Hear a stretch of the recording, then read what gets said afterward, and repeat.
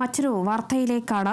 പത്തനംതിട്ടയിൽ നിന്നാണ് വാർത്ത വന്നിരിക്കുന്നത്. പത്തനംതിട്ടയിൽ 7 വയസ്സുകാരന് ദാരുണ അന്ത്യം സംഭവിച്ചിരിക്കുന്നു. അടൂർ ഏഴംകുളത്ത് വീട് പണിക്കായി നിർമ്മിച്ച ജനൽ മറിഞ്ഞു വീണാണ് 7 വയസ്സുകാരൻ മരിച്ചത് ധ്രുപദ് ധനൂജ്.